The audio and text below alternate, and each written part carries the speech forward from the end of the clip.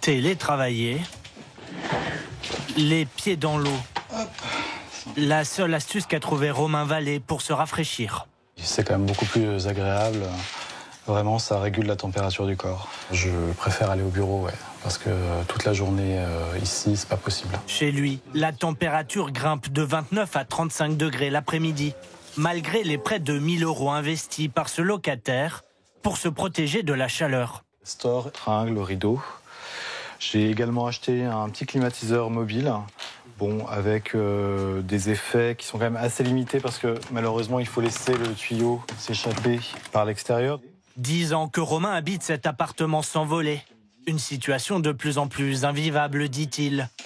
Avec d'autres locataires, ils ont déposé une pétition contre le bailleur. Ce dernier n'aurait pas réalisé les travaux nécessaires. Ce qu'on demande par exemple, c'est la pose de volets ou de jalousies à la lyonnaise pour avoir une sorte d'isolation un peu par l'extérieur. C'est vrai qu'on en vient presque à redouter l'été en fait, et puis d'autant qu'il arrive de plus en plus tôt. Aujourd'hui, maintenant, c'est presque depuis fin mai ça peut durer jusqu'à mi-septembre. C'est vrai que toute cette période de l'été, elle est quand même très pénible.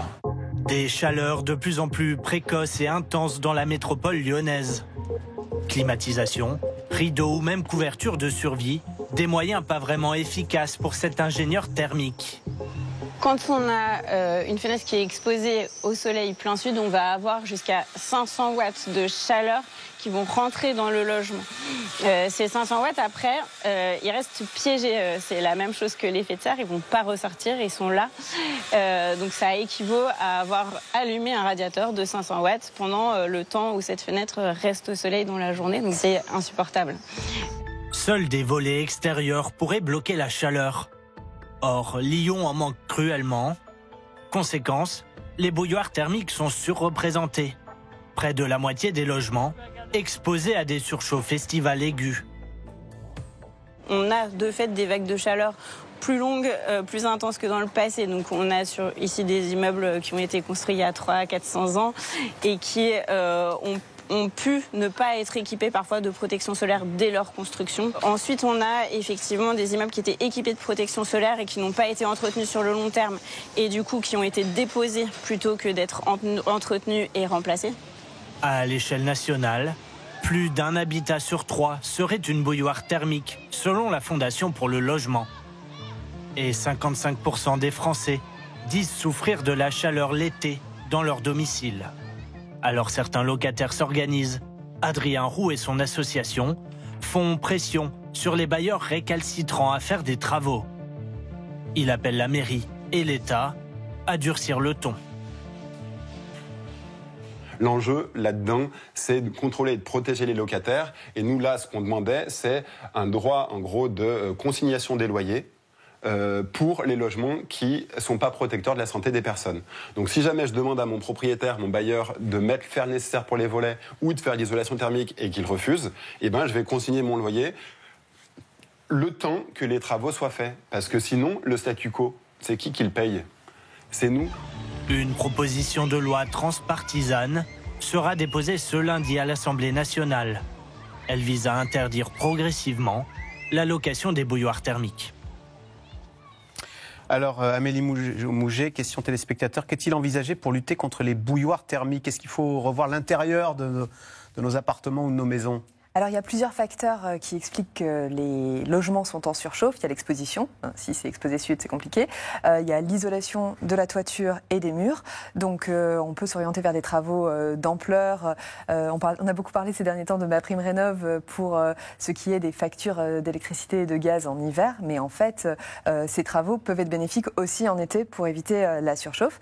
Après, si on n'a pas ni les moyens ni l'énergie de s'engager dans ce genre de travaux, il y a des petites choses qui sont faisables. Mettre des volets, ça c'est indispensable. En tout cas, c'est pas possible partout parce que il y a parfois des normes. Les architectes des bâtiments de France sont assez scrupuleux à certains endroits. Donc, si on le peut, ça fait vraiment gagner des degrés. Ce qui peut faire gagner des degrés aussi, c'est le ventilateur au plafond. Alors, c'est souvent associé à une autre époque ou à des pays plutôt au sud. Mais en fait, ça peut faire gagner jusqu'à 4 degrés. C'est assez efficace et ça a l'avantage par rapport à la climatisation de consommer consommer 25 à 40 fois moins et à ne pas rejeter de chaleur vers l'extérieur parce que la climatisation, on règle le problème à un endroit mais on le renforce ailleurs. Donc ce sont toutes ces petites choses qui nous permettent de traverser les vagues de chaleur. Et puis ensuite, il y a toute la question des courants d'air. Est-ce qu'on ne peut pas s'organiser quand on habite dans des immeubles avec le voisin du dessous, le voisin du dessus pour créer, ouvrir une lucarne et faire circuler l'air, si on le peut. Ouvrir une lucarne, c'est vrai que Nicolas Béraud, quand on parle de bouilloire thermique, on pense immédiatement aux chambres de bonne sous les toits qui sont les plus vulnérables, les plus exposés. Alors, bien souvent, d'ailleurs, c'est les étudiants qui y sont... Oui, et d'ailleurs, c'est pour ça que les associations comme la Fondation Abbé Pierre alertent régulièrement sur les bouilloires thermiques, parce qu'en général, les personnes qui y vivent sont plus précaires que la moyenne. Ouais. Vous l'avez dit, c'est souvent dans des grands immeubles en ville, notamment dans les derniers étages, des appartements où il n'y a pas de volets, où il n'y a pas de protection anti-soleil au niveau des fenêtres, où ça surchauffe extrêmement vite, extrêmement fortement. Et dans ces habitations-là, donc les bouilloires thermiques, aujourd'hui, il n'y a pas grand-chose qui existe dans la loi pour lutter contre, mais c'est pour ça qu'il y a une proposition de loi là, qui a été déposée récemment par des députés de différents groupes politiques qui veut contraindre des propriétaires à installer des équipements, au moins 2 équipements, pour permettre d'absorber moins de chaleur dans ces habitations-là. Mais c'est vrai que c'est souvent les étudiants, les personnes qui n'ont pas beaucoup de moyens, qui vivent dans ces petits studios où ça devient éreintant, suffocant l'été et notamment la nuit, on en parlait, où là ça redescend très peu et quand déjà l'après-midi on souffle, mais bon, si on est au travail dans un endroit climatisé, bon c'est tenable, mais la nuit chez soi, quand on descend pas sous 26, 27 degrés, on n'arrive pas à se régénérer et du coup on arrive les jours d'après assommés. Gaël Musquet, on parlait tout à l'heure des territoires ultramarins. Est-ce que justement il y a des choses à importer dans l'Hexagone, de territoires ou du sud de l'Europe, où on est déjà plus au fait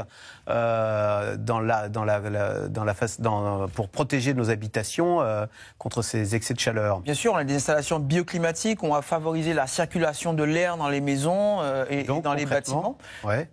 Donc là, c'est des volets qui vont être des volets qui vont en fait traverser souvent une bonne partie d'une mur pour permettre en façade à l'air de rentrer dans le bâtiment et ça sauve d'ailleurs certaines maisons d'explosion. Par exemple, on avait un ouragan, faire circuler cet air, c'est aussi une manière d'éviter qu'il s'engouffre et que le toit s'envole. On a des brasseurs d'air qui s'inspirent beaucoup aussi de l'industrie aéronautique. Vous avez des aéroports de l'île de la Réunion, au rectorat de la Guadeloupe, des grandes ailes d'avion. C'est des brasseurs d'air à 6, 7, 8 pales qui ont des pales extrêmement grandes, qui tournent avec des moteurs qui sont optimisés aussi, qui s'inspirent de l'industrie aéronautique, mais aussi des moteurs de voitures. On met où alors? Dans les aéroports? Voilà, dans des grands halls. L'aéroport de la Réunion, par exemple, a installé beaucoup de ces brasseurs d'air pour diminuer d'un côté, évidemment, la consommation énergétique. Donc c'est le concept du ventilateur. C'est du brasseur d'air.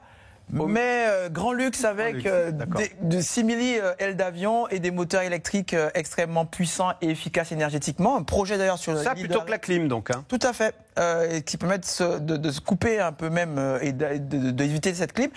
Et un projet d'extension de ce refroidissement de cet aéroport, d'aller capter l'eau. Donc on peut faire un peu de la géothermie là, en l'occurrence on va prendre l'eau froide dans les profondeurs au large de l'île de la Réunion pour l'amener à refroidir les systèmes de l'aéroport et donc faire chuter cette température.